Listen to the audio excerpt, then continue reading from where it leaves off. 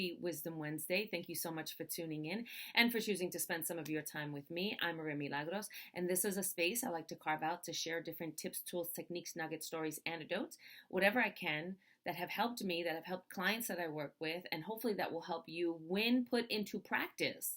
When put into practice to move the needle, even if it's 1 degree at a time, which really is the most sustainable way to create change, to move the needle 1 degree at a time to new levels of healthy and happy, whatever that means for where we are right now in our lives. During the month of October, I have decided that we're going to talk about abundance and money. And it's not my usual topic, but it is an important topic because it's always kind of creeping up behind us. It's always lurking around. It's always like whispering. And right when we have these conversations around money, it feels like taboo. And I don't feel like we talk about it enough, especially people of color and especially women.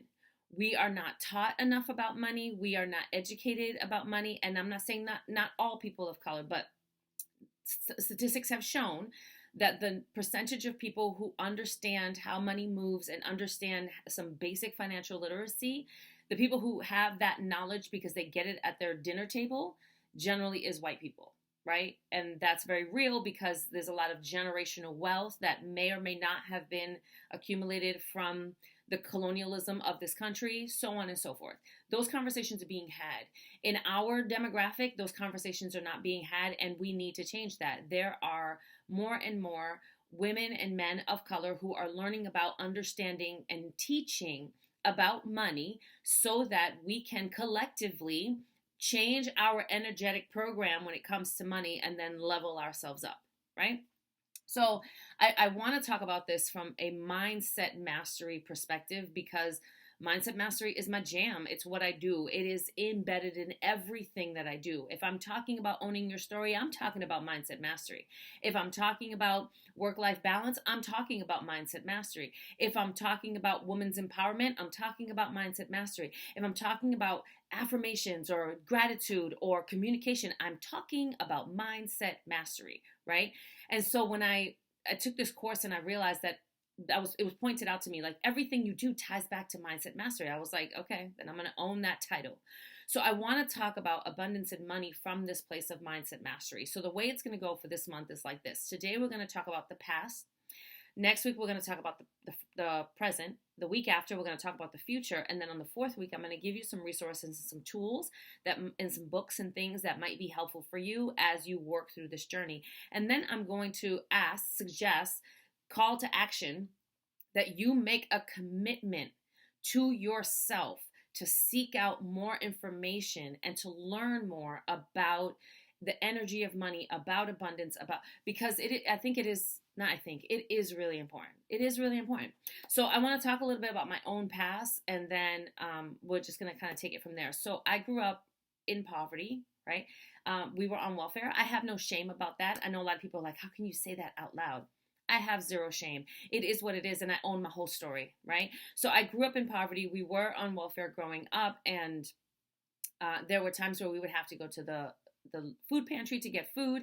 My job was to carry the powdered milk, like my brother would carry the block of cheese. You know, we had our tasks. There were some nights that we even went to bed hungry.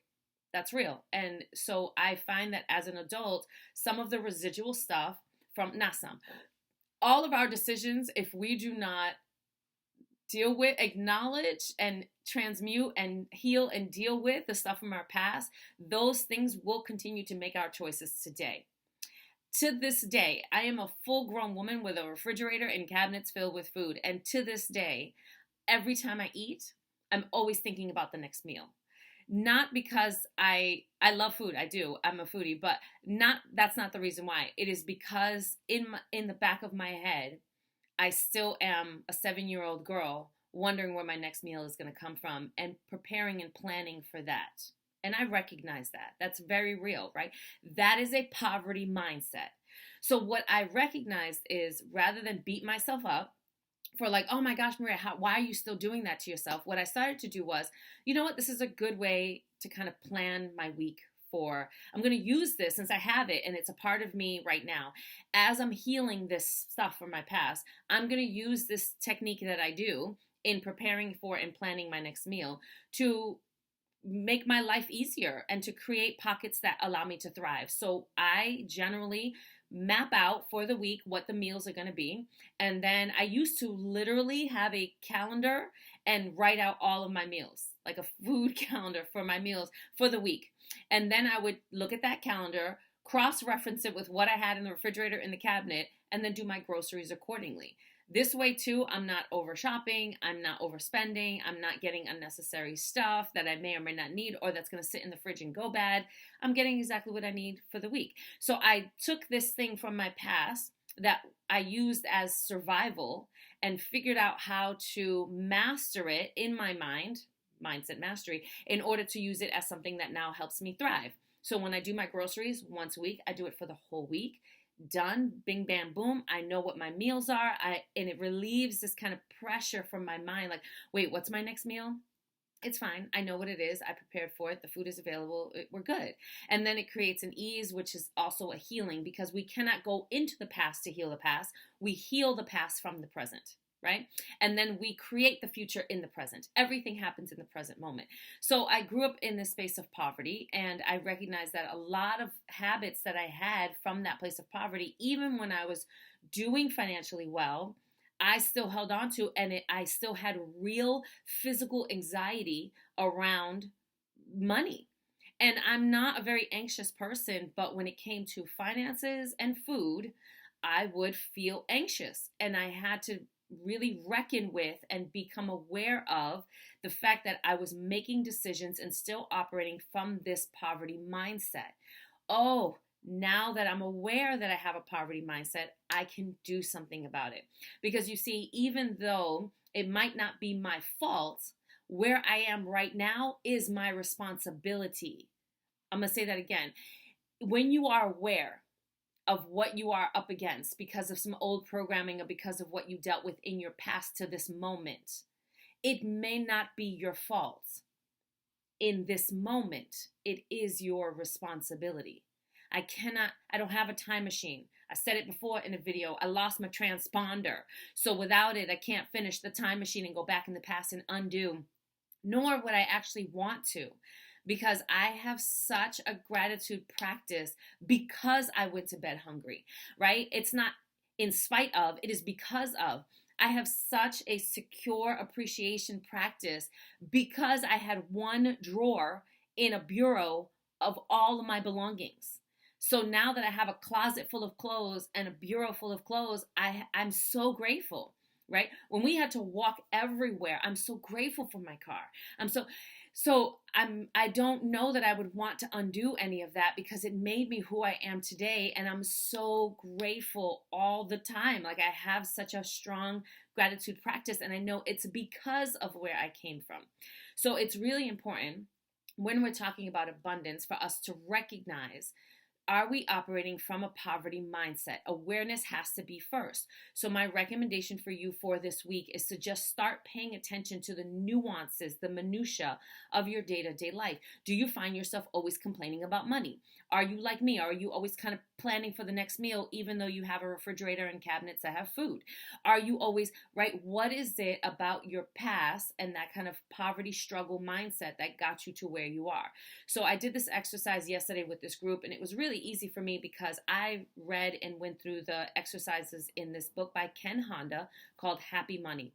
I have read so many books about money, and this is one of my favorite books, Happy Money. And so if you have the opportunity, you can get the audiobook. I borrowed it from the library because I love borrowing it for 3 weeks and then knowing I have a 3-week window to finish it and get it back, right? So, and if you're a slower reader, because I am also a slow reader, and sometimes you borrow a book, you can renew it and have it for 6 weeks. Or maybe you just want to make the investment and purchase the book, right? So I would recommend Ken Honda. It helps us really connect with our own awareness. So if you don't get the book, here are 3 questions that we were given yesterday that I thought, oh, so yummy, and it encapsulates what we do, right? So the questions are basically this. Who did you learn about money from? What did you learn about money? And how does it affect you today? Who did you learn about money from? What did you learn about money? And how does it affect you today? So again, I learned about money from the poverty community that I lived in, and my mother, obviously she was the primary adult in my life. I learned that money is scarce. I learned that money is hard to come by. I learned that money is only for certain people. I learned that money means you have to grind yourself into the ground and work really hard in order to get it, and break yourself in half, if not more, and then every drop of blood and possibly some of your children's hair, right? Like it felt like that. Like money is so hard, always, always, always to come by, which is why sometimes we go to bed hungry. That's what I learned about money. And then the way that it affected me as I was growing up was it felt like I had to grind myself into the ground for minimal pay in order to just barely make ends meet, because that's the way life is and it's hard. And that's not the way life is, or at least it doesn't have to be. So the first thing we have to do is become aware of the stories that we're telling ourselves.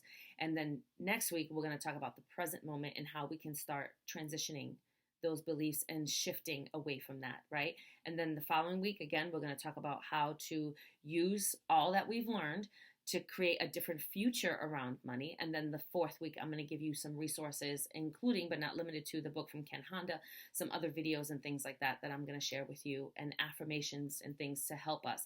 Because let's go. Let's go. It's time for us to all collectively level up, level up, level up, level up, level up, level up. Oh, the cash is so lovely. Oh, the cash is so lovely. I'm just saying. I got to go. I'm sending you light and love. I hope this was helpful. Do the assignment. Do the assignment. And then meet me back here next week. Okay, I'll see you next week. Peace.